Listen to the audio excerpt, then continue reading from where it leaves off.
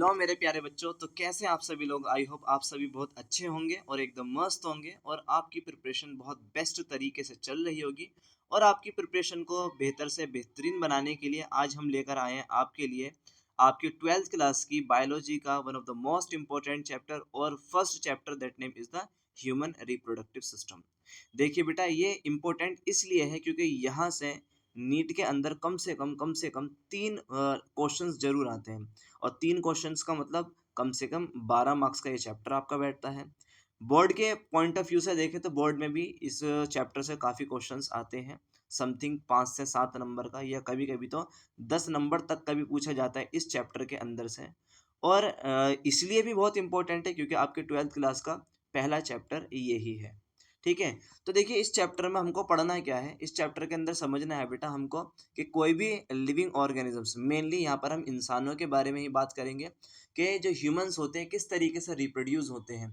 Mails के अंदर, females के अंदर गैमेट फॉर्मेशन कैसे होता है, यहाँ पर मेल और फीमेल के सेक्सुअल पार्ट्स क्या होते हैं और सेक्सुअल पार्ट के साथ जो डिफरेंट ग्लैंड्स लगी हुई हैं वो किस तरीके से है और उनका क्या क्या रोल है। ठीक है? तो ये सारी चीज़ें हमको समझना है इस चैप्टर के अंदर। चलिए शुरू करते हैं। तो सबसे पहली बात आती है बेटा, अगर हम देखें तो ऑर्गेनिजम्स मेनली 2 तरीके के होते हैं। पहले ऑर्गेनिजम्स वो होते हैं जो कि अपने बच्चे को डायरेक्टली फॉर्म करते हैं या डायरेक्टली अपने यंग वंस को पैदा करते हैं। और कुछ ऐसे होते हैं जो अपने बेबीज़ को फॉर्म करते हैं इनसाइड द एग। तो मेनली ऐसे सभी ऑर्गेनिजम्स जो अपने बच्चे को अंडे के अंदर पैदा करते हैं, that type of organisms is known as oviparous. और ऐसे सभी ऑर्गेनिजम्स जो अपने बच्चे को यूट्रस के अंदर या डायरेक्टली जन्म देते हैं, इस तरीके के सभी ऑर्गेनिजम्स को बेटा हम विविपेरस कहते हैं। तो who are humans? So we know very well the humans are the viviparous. ठीक है? देखिए फॉर एग्जांपल, तो ओविपेरस मीन्स जो अंडे के थ्रू बच्चे को जन्म दे, और विविपेरस मीन्स ऐसे सभी ऑर्गेनिजम्स जो डायरेक्टली अपने बच्चे को जन्म देते हैं। ठीक है? देखिए बेटा, यहाँ पर भी ये एग्जांपल दिखा रखा है आपको कि ओविपेरस मीन्स ये सभी जो अंडे के थ्रू फॉर्म करेंगे अपने बच्चे को, और दूसरा विविपेरस मीन्स जो डायरेक्टली अपने यंग वंस को पैदा करते हैं। नेक्स्ट बात आती है बेटा, देखिए कुछ इवेंट्स होते हैं रिप्रोडक्टिव सिस्टम के, उन इवेंट्स को जरा स्टेप वाइज समझते हैं, मतलब रिप्रोडक्शन कैसे होगा। और देखिए यहीं से आपको बेहतर तरीके से समझ में आने लगेगा कि क्या क्या चीज़ें हमको इस रिप्रोडक्टिव सिस्टम के अंदर समझनी है। तो सबसे पहली बात आती है गैमीटोजेनेसिस। देखिए किसी भी रिप्रोडक्टिव सिस्टम को मेनली सेक्सुअल रिप्रोडक्शन के लिए सबसे पहली बात आती है कि उनके अंदर गैमेट्स किस तरीके से फॉर्म हो रही है। तो इस चैप्टर के अंदर हमको समझना है गैमीटोजेनेसिस के बारे में, मीन्स गैमेट्स फॉर्मेशन के बारे में। तो सबसे पहले ऑर्गेनिजम्स के अंदर गैमेट्स बनेंगे, देन ह्यूमंस जो होंगे इंसेमाइनेशन करेंगे।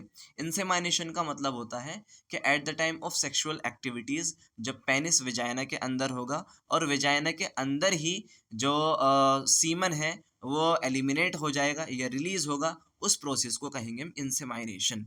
ठीक है? और अगर out of the female body penis से सीमन निकलता है, so that is known as the ejaculation. तो मेनली हम बात कर रहे हैं रिप्रोडक्टिव सिस्टम की, तो यहाँ पर सबसे पहले क्या हुआ, गैमेट्स बने। देन गैमेट्स बनने के बाद मेल के जो गैमेट्स हैं वो फीमेल की बॉडी के अंदर गए, दैट मीन्स इंसेमाइनेशन हो गया। And the next is the fertilisation, means male gametes female की बॉडी के अंदर जा चुका है और फीमेल की बॉडी के साथ वो कंबाइन करेगा, and this step is known as the fertilisation. Fertilisation के बाद में क्या होगा, जाइगोट बनेगा।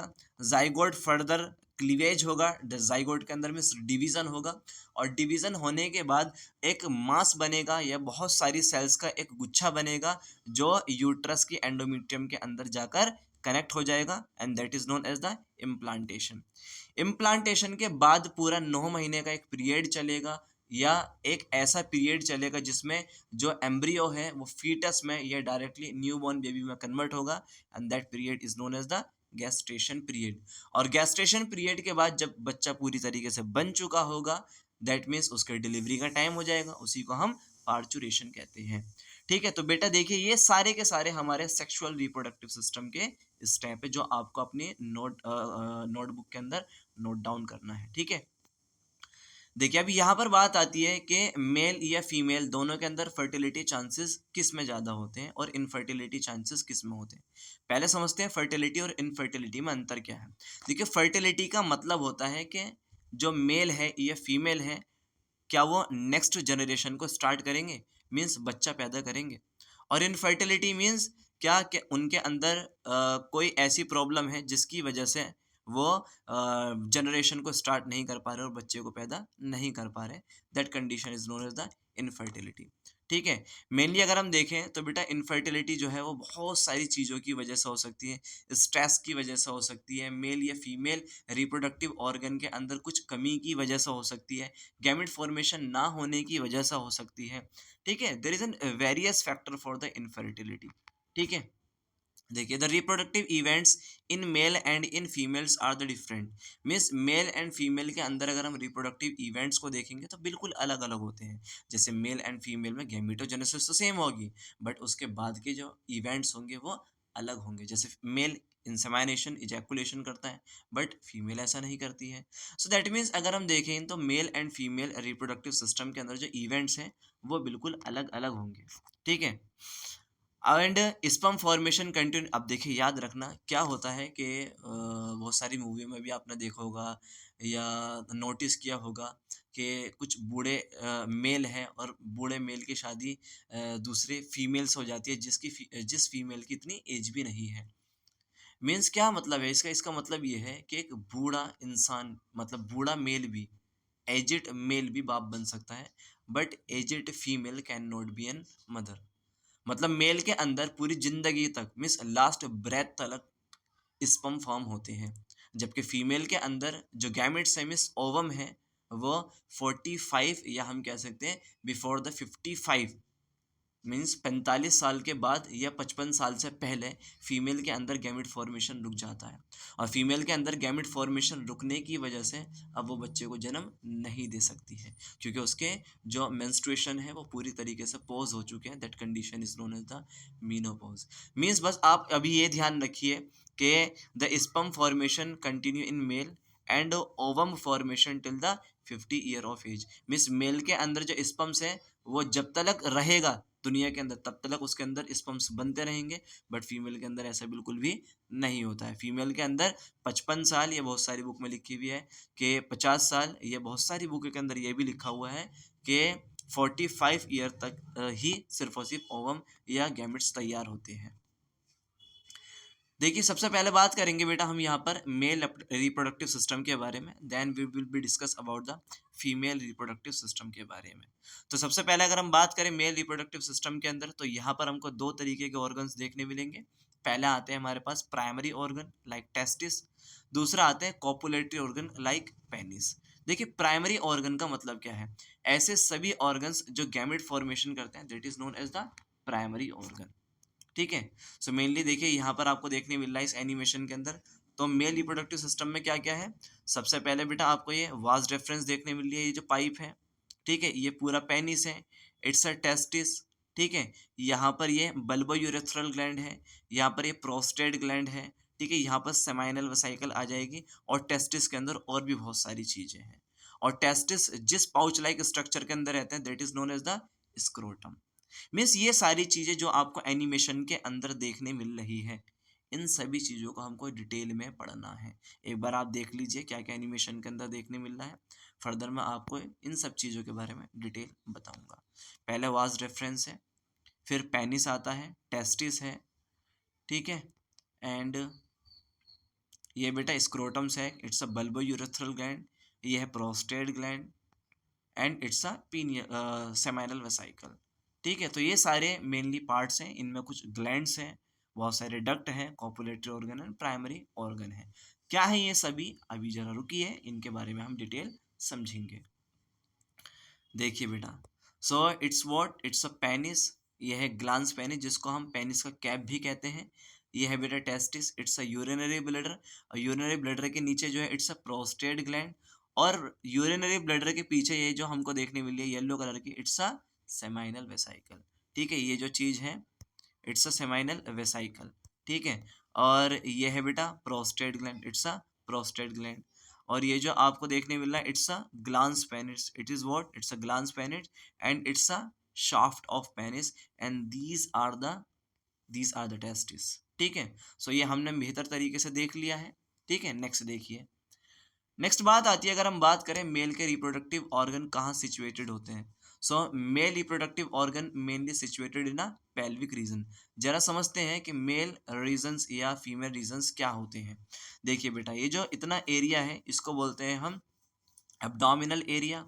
फिर जो इतना एरिया है इसको बोलते हैं हम पेल्विक एरिया, और एब्डोमिनल एरिया से ऊपर जाता है that is known as the thoracic area. तो मेनली जो मेल रिप्रोडक्टिव ऑर्गन्स होते हैं वो हमको यहाँ पर देखने मिलते हैं, मीन्स पेल्विक रीजन के अंदर देखने मिलते हैं। ठीक है, सो मेनली सबसे पहले हम समझेंगे टेस्टिस के बारे में, क्या क्या इंक्लूड है बेटा मेल रिप्रोडक्टिव सिस्टम के अंदर। So the pair of testis होते हैं, कुछ डक्ट्स होती हैं, वो सभी डक्ट जो स्पर्म्स को पेनिस से बाहर या हम कह सकते हैं फीमेल बॉडी के अंदर पहुंचाने के लिए रेस्पॉन्सिबल है, या हम कह सकते हैं सिंपली कि स्पर्म को एक तरीके से रास्ता या ये पाथ प्रोवाइड करती हैं। एक्सेसरी डक्ट के बारे में बात करें तो रेटर टेस्टिस आते हैं, वासा इफ्रेंशिया आता है, इपिडाइडमिस आता है एंड वास डेफरेंस आता है। कुछ ग्लैंड्स भी होती हैं और बेटा जेनाइटेलिया होता है दैट इज पेनिस। तो ये सारे मेनली हमको मेल रिप्रोडक्टिव ऑर्गन के अंदर देखने मिलते हैं। समझ में आई बात आपको? देखिए, तो सबसे पहले बेटा कोपुलेटरी ऑर्गन, ठीक है, इट्स अ पेनिस।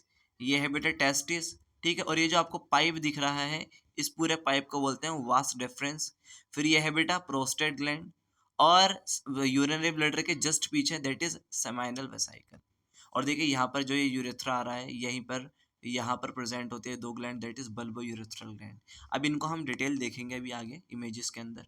ठीक है, तो इट्स अ टेस्टिस, और टेस्टिस के ऊपर बेटा ये वाला जो पार्ट है इट्स अ इपिडाइडमिस, और इपिडाइडमिस से फिर ये कॉर्ड निकल लिए, हम कह सकते हैं पाइप लाइक स्ट्रक्चर निकल लिए, and this duct is known as the vas deferens. ठीक है, ये दिखा रखा है हमको कि अगर भैया आप टेस्टिस को वर्टिकली कट करते हो तो कट करने के बाद हमको टेस्टिस के अंदर ये सारी चीज़ें देखने मिलेंगी। इनको बोलते हैं हम कंपार्टमेंट्स।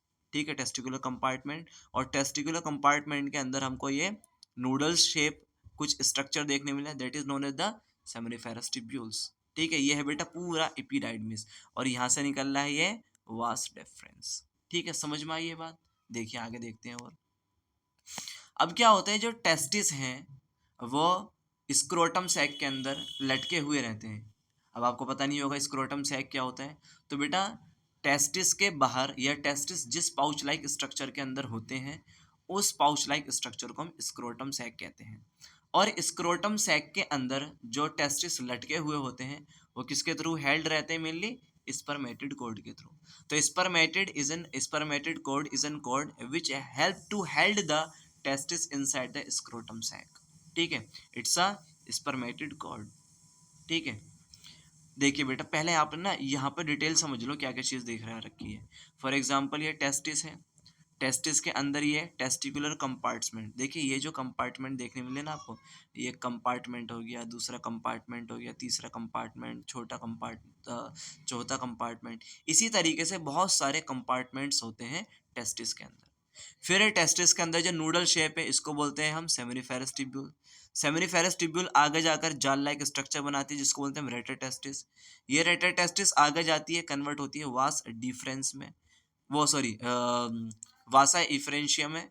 ठीक है, वासा इफ्रेंशिया से फिर इपिडाइडमिस आता है ये, और फिर इपिडाइडमिस कन्वर्ट होता है बेटा वास रेफरेंस में। ठीक है, ये सारी चीज़ें आपको याद रखनी है। देखिए तो क्या क्या दिखाया गया है, सबसे पहले ये टेस्टिस का हम वर्टिकल का क्रॉस सेक्शन देख रहे हैं। ठीक है, जिसके अंदर हमको कंपार्टमेंट, फिर कंपार्टमेंट के अंदर ये येलो कलर की क्या है, सेमिनिफेरस ट्यूब्यूल है। सेमिनिफेरस ट्यूब्यूल फिर आगे जाती हैं और एक जाल बना लेती हैं जो जिसको बेटा हम वासा रेटर टेस्टिस कहते हैं। फिर रेटर टेस्टिस बाहर जाकर सीधी सीधी स्ट्रक्चर में कन्वर्ट होता है, ये पाइप लाइक जो स्ट्रक्चर है येलो कलर की, इनको बोलते हैं वासा इफ्रेंशिया। फिर ये वासा इफ्रेंशिया कन्वर्ट होता है ग्रीन कलर की, ये जो आपको स्ट्रक्चर देखने मिल रही है इसको बोलते हैं बेटा हम इपिडाइडमिस। एंड फर्दर इपिडाइडमिस ये जो ब्लू कलर का पाइप है इसको अपने अंदर से निकालता है, and this pipe is known as the vas deferens. ठीक है, मतलब सबसे पहले क्या होगा, जो टेस्टिस है वो बनेगा सेमिनिफेरस ट्यूब्यूल में। सेमिनिफेरस ट्यूब्यूल से फिर रेटर टेस्टिस के अंदर जाएगा, रेटर टेस्टिस से फिर वासा इफ्रेंशिया में, वासा इफ्रेंशिया से फिर एपिडाइडमिस में, फिर एपिडाइडमिस से जाता है बेटा वो वास डिफरेंस के अंदर। ये पूरा पाथवे होता है कि कहाँ से टेस्टिस बना और किस पाथवे को फॉलो करता हुआ फिर वो ट्रांसपोर्ट होगा। देखिए यहाँ बता भी रखा है कि वन क्या है। अब देखिए टेस्टिस की ना कुछ लेयर्स होती हैं, वो अभी हम आगे देखेंगे। जैसे यहाँ बता रखा है कि ट्यूनिका वेजिनैलिस है, एल्वुजीनिया है, ठीक है। थर्ड हमको दिखा रखा है ये जो ग्रे कलर का आपको स्ट्रक्चर दिख रहा है दैट इज मीडियस्टीनम टेस्टिस। फिर ये फोर्थ दिखा रखा आपको ग्रीन, ये लॉब्यूल्स है, टेस्टिकुलर लॉब्यूल्स, जो कि 200 to 300 तक होते हैं, ये टेस्टिकुलर लॉब्यूल्स। फिर सेमिनिफेरस ट्यूब्यूल दिखा रखी है, फिफ्थ वाली सेमिनिफेरस ट्यूब्यूल है। फिर ये सिक्स्थ वाला रेटेटेस्टिस है।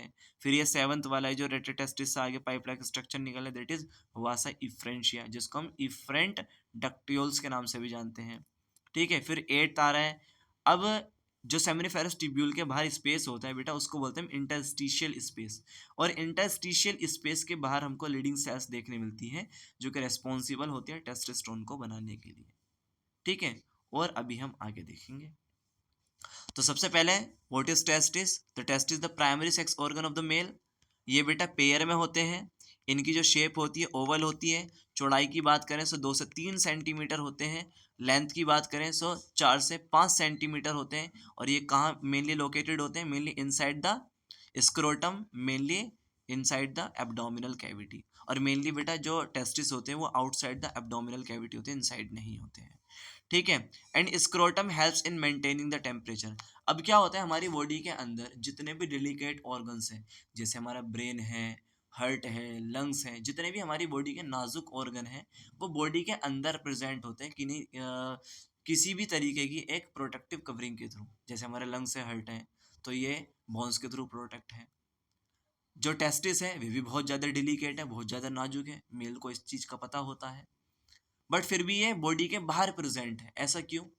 क्योंकि बेटा हमारी बॉडी का जो टेम्परेचर है वो 37 डिग्री सेल्सियस है। और अगर हम टेस्टिस की बात करें तो टेस्टिस का जो टेम्परेचर होता है वो 34 से लेकर 35 डिग्री सेल्सियस होता है। मतलब टेस्टिस का जो टेम्परेचर है वो 34 से लेकर 35 मीन्स हमारी पूरी बॉडी के टेम्परेचर से 3 या 2 डिग्री सेल्सियस कम होता है। क्यों? क्योंकि स्पर्मेटोजेनेसिस के लिए 34 या 35 डिग्री सेल्सियस टेम्परेचर लगता है। अगर 35 डिग्री सेल्सियस टेम्परेचर से ज़्यादा टेम्परेचर हो जाता है तो स्पर्मेटोजेनेसिस बिल्कुल भी नहीं हो पाती है। और अगर स्पर्मेटोजेनेसिस नहीं होगी मीन्स मेल के अंदर स्पर्म्स नहीं बनेंगे, और मेल में स्पर्म नहीं बनेंगे so that means male male थोड़ी ना है फिर वो, ठीक है। सो लोकेशन की बात करें एब्डोमिनल कैविटी में है, ठीक है। मेनली स्क्रोटम सैक के अंदर प्रेजेंट होते हैं, और स्क्रोटम सैक का मेन काम क्या है? हमारे बॉडी के टेम्परेचर को मेंटेन करना, और स्पर्मेटोजेनेसिस के लिए मीन्स स्पर्म बनाने के लिए हमारी बॉडी का 2 से 2.5 डिग्री सेल्सियस टेम्परेचर जो होता है कम होता है टेस्टिस का।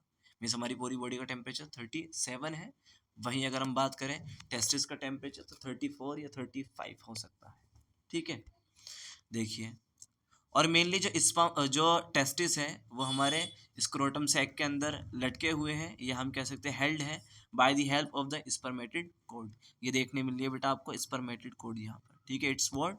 It's a spermatid code. ये जो है बेटा ये स्पर्मेटिड कोड है। चलिए मैं आप थोड़ा सा जूम करके दिखाता हूँ आगे, ठीक है। ये जो कोड है इट्स अ स्पर्मेटिड कोड, ठीक है। देखिए बेटा ये देखने मिल रही है आपको स्पर्मेटिड कोड। तो ये जो कोड है ना ये टेस्टिस को स्क्रोटम सैक के अंदर लटकाने का काम करते हैं, ठीक है। समझ में आई बेटा ये वाली बात? देखिए आपको ये ऑरेंज कलर की कोड जाती हुई दिख रही है, and this code is the spermatid code, या हम कह सकते हैं टेस्टिकुलर कोड। टेस्टिस की बेटा मेनली 3 लेयर होती हैं। जो सबसे बाहर वाली लेयर है टेस्टिस की दैट इज ट्यूनिका वेजिनेलिस। जो बीच वाली लेयर होती है उसको बोलते हैं ट्यूनिका एल्बुजिनिया। और जो सबसे अंदर वाली लेयर होती है टेस्टिस की that is known as the tunica vasculosa. तो याद रखना मेनली टेस्टिस की 3 लेयर है। The first is the tunica vaginalis, दूसरा tunica albuginea, and the last one is the tunica vasculosa, ठीक है। देखिए बेटा यही सारी लेयर्स हमको देखने मिल रही है। सबसे अंदर वाली लेयर दैट इज ट्यूनिका एल्बुजी ओ सॉरी सबसे ये है बेटा ट्यूनिका वेजिन एल्बुजिनिया। फिर आपको देखने मिल रही है बाहर वाली layer that is tunica vaginalis, ठीक है।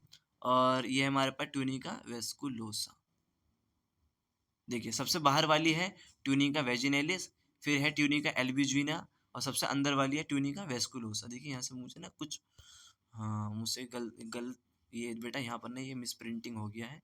आप यहाँ देखिए, देखिए सबसे बाहर वाली जो है दैट इज, सबसे अंदर वाली जो है दैट इज ट्यूनिका वेस्कुलोसा, और ये जो बाहर बीच वाली देखने मिली दैट इज ट्यूनिका एल्बुजिनिया, और जो सबसे बाहर वाली ये वाली जो लेयर देखने मिली है आपको ग्रे कलर की दैट इज ट्यूनिका वेजिनेलिस। ठीक है, तो बाहर वाली वेजिनेलिस, बीच वाली एल्बुजिनिया, और सबसे अंदर वाली दैट इज वेस्कुलोसा।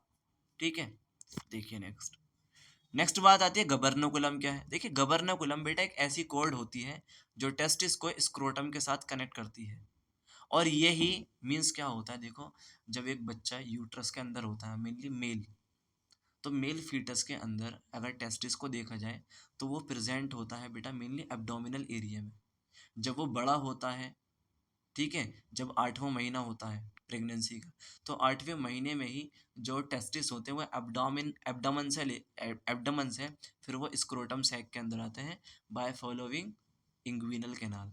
उसी को बोलते हैं डिसेंट ऑफ टेस्टिस। मतलब स्टार्टिंग में जो टेस्टिस होते हैं वो कहाँ प्रेजेंट होते हैं, एब्डोमिनल एरिया में या एब्डोमिनल रीजन में। फिर फर्दर वो 8वें महीने के बाद कहाँ आते हैं, वो स्क्रोटम सैक के अंदर आते हैं। तो स्क्रोटम सैक के अंदर ऊपर से नीचे की ओर खींचने के लिए जो कोड लगती है that is known as the gubernaculum. तो गबर्नाकुलम क्या करती है, connect the testis with the scrotum wall and it guide the testis at the time of the descent of testis. Means जब टेस्टिस एब्डोमेन से scrotum sac के अंदर आते हैं तो यही वो कोड है या यही वो रस्सी है जो टेस्टिस को एब्डोमेन से स्क्रोटम सैक के अंदर लेकर आती है। ठीक है, देखिए बेटा, तो it is what, it's a gubernaculum. ये जो आपको देखने मिल रही है ना, इसको बोलते हैं हम गबर्नाकुलम। ठीक है, सो गबर्नाकुलम क्या करते हैं, टेस्टिस को ऊपर से खींच कर लाती है ऐसे। ठीक है, देखिए अभी आगे हम देखेंगे। देखिए बेटा ये है गबर्नाकुलम, इट इज़ वॉट गबर्नाकुलम, ये है टेस्टिस। अब ऐसा मान लो ये ऊपर है, तो ये जो गबर्नाकुलम है ना ये नीचे खींच कर लाएगी इसको, और फिर ये हमेशा के लिए जो गबर्नाकुलम है ये छोटी हो जाएगी और टेस्टिस हमेशा के लिए स्क्रोटम सैक के साथ कनेक्ट हो जाएंगे। ठीक है, देखिए बेटा, ठीक है, ये है गबर्नाकुलम जो टेस्टिस को स्क्रोटम के साथ कनेक्ट करने का काम कर रहे हैं। So what is decent of testis, तो देखिए बेटा इस एनिमेशन के अंदर आपको देखने मिल रहा है, इस इमेज के अंदर, कि पहले जो टेस्टिस थे वो एब्डोमेन एरिया में थे, इट्स एब्डोमेन एरिया, और यहाँ पर ये जो कैनाल है it is known as the inguinal canal, और इंग्विनल कैनाल को फॉलो करते हुए ही जो टेस्टिस है वो स्क्रोटम सैक के अंदर आए हैं, और इसी कंडीशन को हम बोलते हैं बेटा डिसेंडिंग ऑफ टेस्टिस या डिसेंड ऑफ टेस्टिस। ठीक है, देखिए यहाँ पर आपको देखने मिला है ये ब्लू कलर की कैट्स गबर्नाकुलम, और कुछ इस तरीके से एब्डोमेन से निकलकर स्क्रोटम सैक के अंदर टेस्टिस आते हैं। इसी को बोलते हैं हम डिसेंडिंग ऑफ टेस्टिस या डिसेंड ऑफ टेस्टिस। देखिए, तो स्टार्टिंग में टेस्टिस एब्डोमिनल एरिया में, और at the end of 9th month that will be inside the scrotum sac. ठीक है, देखिए, ठीक है, तो मेनली ये है बेटा स्क्रोटम सैक, और स्क्रोटम सैक के अंदर कुछ, अब क्या होता है कभी कभी क्या होता है कि बच्चा मतलब पूरी तरीके से पैदा हो चुका है, डिलीवरी हो चुकी है, 9वां महीना हो चुका है, उसके बाद भी जो टेस्टिस हैं वो स्क्रोटम सैक के अंदर आ नहीं पाते हैं। फिर ऑपरेशन होता है, ऑपरेशन के थ्रू फिर टेस्टिस को एब्डोमेन से स्क्रोटम सैक के अंदर लेकर जाया जाता है, क्योंकि अगर एब्डोमेन के अंदर ही रह गए हैं टेस्टिस तो स्पर्मेटोजेनेसिस नहीं होगी, स्पर्मेटोजेनेसिस नहीं होगी मीन्स मेल तो फिर मेल ही नहीं है ना। देखिए, सो ऑर्किडेक्टोमी, देखिए ऑर्किडेक्टोमी एक ऐसा प्रोसेस होता है जिसमें हम टेस्टिस को रिमूव करते हैं। So removal of testis is known as the orchidectomy. ठीक है, देखिए कुछ इस तरीके से, मीन्स कभी कभी ऐसी कंडीशंस हो सकता है टेस्टिकुलर कैंसर हो, या कोई मेल मेल तो है बट वो नहीं चाहता कि मैं मेल की बॉडी में रहूं, तो वह अपना आप को फीमेल में कन्वर्ट करवाता है। ठीक है, तो वो अपने टेस्टिस निकलवा देता है, और उसी प्रोसेस को या उसी प्रोसीजर को जिसमें टेस्टिस को निकलवाते हैं उसी प्रोसीजर को बोलते हैं हम ऑर्किडेक्टोमी। ठीक है, कैस्ट्रेशन क्या है, a process by which testis remove. देखो ऑपरेशन का नाम क्या है बेटा, ऑर्किडेक्टोमी, और जिस प्रोसेस को फॉलो कर कर टेस्टिस को बाहर निकाला जाता है that process known as the castration. ठीक है, टेस्टिकुलर लोब्यूल्स क्या है, तो मैंने आपको बताया एक टेस्टिस के अंदर टोटल 200 से लेकर 300 तक टेस्टिकुलर कंपार्टमेंट्स या लोब्यूल्स होते हैं, और हर टेस्टिकुलर लोब्यूल्स के अंदर 2 से 3 सेमिनिफेरस ट्यूब्यूल्स होती हैं। अब देखिए बहुत सारी किताब में लिखी हुई है कि एक टेस्टिस के अंदर 200 से 250 कंपार्टमेंट भी होते हैं, बट आप ये वाली बात याद रखना कि जो कंपार्टमेंट्स हैं मीन्स टेस्टिकुलर लोब्यूल्स हैं, उनमें 2 से 3 सेमिनिफेरस ट्यूब्यूल्स होती हैं। ठीक है, देखो बेटा ये है टेस्टिकुलर लोब्यूल्स, जैसे एक टेस्टिकुलर लोब्यूल्स, दूसरा, तीसरा, चौथा। यहाँ पर सेमिनिफेरस ट्यूब्यूल नहीं है, मगर इनवायलेट लोब्यूल्स में सेमिनिफेरस ट्यूब्यूल प्रेजेंट है। ये है सेमिनिफेरस ट्यूब्यूल्स। ठीक है, देखिए these are the seminiferous tubules. ठीक है, लेबलिंग को ध्यान से देखो, क्या मैं समझाने की कोशिश कर रहा हूँ। देखो एक बार और समझ लो कि कहाँ कहाँ पर क्या क्या चीज़ प्रेजेंट है। ये टेस्टिस है, टेस्टिस का है टेस्टिकुलर कंपार्टमेंट, और इसमें ये है सेमिनिफेरस ट्यूब्यूल। फिर ये है बेटा रेटर टेस्टिस, फिर ये है वासा इफ्रेंशिया येलो कलर का एंड इट्स अ हिप्पीराइडमिस, और फिर ये है वास डेफरेंस। ठीक है, seminiferous tubules from inside lined by the germ cells also known as the spermatogonia and inside the Sertoli cells। देखिए क्या होता है बेटा, अगर हम सेमिनिफेरस ट्यूब्यूल के अंदर देखें तो सेमिनिफेरस ट्यूब्यूल के अंदर 2 तरह की सेल्स होती हैं। पहला आता है जर्म सेल्स जो कि स्पर्म्स को बनवाती है, और जर्म सेल्स को बेटा हम स्पर्मेटोगोनिया भी कहते हैं। जब स्पर्मेटोगोनिया स्पर्म को बनवा देती है, अब ये स्पर्म मैच्योर होने के लिए सर्टोली सेल के अंदर जाते हैं। तो याद रखना सेमिनिफेरस ट्यूब्यूल के ल्यूमन में 2 तरीके की सेल्स हैं। पहला germ cells that is also known as the spermatogonia, and another is the sertoli cell जो कि न्यूट्रिशन प्रोवाइड करने का काम करती है। ठीक है, और अगर हम बात करें कि सेमिनिफेरस ट्यूब्यूल के बाहर, तो सेमिनिफेरस ट्यूब्यूल के बाहर का जो स्पेस होता है उसको बोलते हैं इंटरस्टिशियल स्पेस, और इंटरस्टिशियल स्पेस के अंदर हमको कुछ सेल्स देखने मिलती हैं, that cells is known as the Leydig cells. और बेटा लीडिंग सेल्स का मेन काम होता है टेस्टोस्टेरोन को बनाना। So Leydig cells secrete the androgen means testosterone. ठीक है, देखिए समझिए, पहले टेस्टिस था, टेस्टिस के अंदर से हमने एक सेमिनिफेरस ट्यूब्यूल निकाल दी, और सेमिनिफेरस ट्यूब्यूल के अंदर हमने देखा ये है बेटा स्पर्मेटोगोनिया। ठीक है, ये क्या है स्पर्मेटोगोनिया, और स्पर्मेटोगोनिया में क्या हो रहा है स्पर्म्स बन रहे हैं। ठीक है, और ये आपको पिंक कलर की सेल्स देखने मिल रही है कुछ। ठीक है, यहाँ पर आपको ये पिंक कलर की सेल्स देखने मिल रही है, इन सेल्स को बोलते हैं हम सर्टोली सेल। ये है सर्टोली सेल्स जो कि न्यूट्रिशन प्रोवाइड करने का काम करती है। देखिए यहाँ भी देख लीजिए कैसे हमने सेमिनिफेरस ट्यूब्यूल, पहले ये टेस्टिस के अंदर सेमिनिफेरस ट्यूब्यूल, सेमिनिफेरस ट्यूब्यूल के अंदर हम खोखले पार्ट के अंदर मींस ल्यूमन के अंदर देखने मिल रहा है कि यहाँ पर स्पर्मेटोगोनिया है, और ये क्या है बेटा these are the sertoli cells. ठीक है, और जो सेमिनिफेरस ट्यूब्यूल के बाहर का स्पेस है उसको बोलते हैं इंटरस्टिशियल स्पेस, और इंटरस्टिशियल स्पेस के अंदर क्या है लीडिंग सेल्स है बेटा, ये है लीडिंग सेल्स। ठीक है, देखिए नेक्स्ट, ये आपकी प्रिय पुस्तक एनसीईआरटी का डायग्राम है जहाँ बताया गया है कि ये है सेमिनिफेरस ट्यूब्यूल का ल्यूमन। ठीक है, ये अलग सेमिनिफेरस ट्यूब्यूल, ये भी अलग सेमिनिफेरस ट्यूब्यूल। 2 सेमिनिफेरस ट्यूब्यूल के बीच का space that is interstitial space, और इंटरस्टिशियल स्पेस के अंदर हमको देखने मिलती है क्या लीडिंग सेल्स, जो आपके एनसीईआरटी के अंदर लेवल नहीं है। ठीक है, इट्स अ इंटरस्टिशियल स्पेस, और ल्यूमन के अंदर क्या है बेटा स्पर्मेटोगोनिया है। ठीक है, और स्पर्मेटोगोनिया का मेन काम क्या है, यही स्पर्म्स को तैयार करती है। फिर कुछ सर्टोली सेल्स है जो कि न्यूट्रिशन प्रोवाइड करने का काम करती है।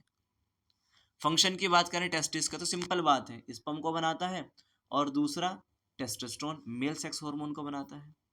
सो गैमेटोजेनेसिस के लिए, और बेटा male sex hormone that is androgen बनाने के लिए हेल्पफुल होता है। ठीक है, और एंड्रोजन को बेटा हम टेस्टोस्टेरोन के नाम से भी जानते हैं। देखिए टेस्टोस्टेरोन जो है बेटा एक स्टेरॉयडल हार्मोन है, क्यों, क्योंकि उसके अंदर एक साइक्लोपेंटेनो पर हाइड्रोक्सीफेनिथ्रिन रिंग देखने मिलती है हमको। ठीक है, नेक्स्ट बात आती है बेटा मेल एक्सेसरी डक्ट्स या मेल सेक्सुअल एक्सेसरी डक्ट, वो देखेंगे हम नेक्स्ट लेक्चर के अंदर। बाकी आप इसको रिवाइज कीजिए और प्यारे प्यारे से आप अपने नोट्स बनाइए। फिर भी आपको अगर बिल्कुल फ्री ऑफ कॉस्ट नोट्स चाहिए तो आप डिस्क्रिप्शन में जा सकते हो और वहाँ से आप लिंक के थ्रू नोट्स को फ्री ऑफ कॉस्ट डाउनलोड कर सकते हैं। तो पढ़ते रहिए, मेहनत करते रहिए। All the very best.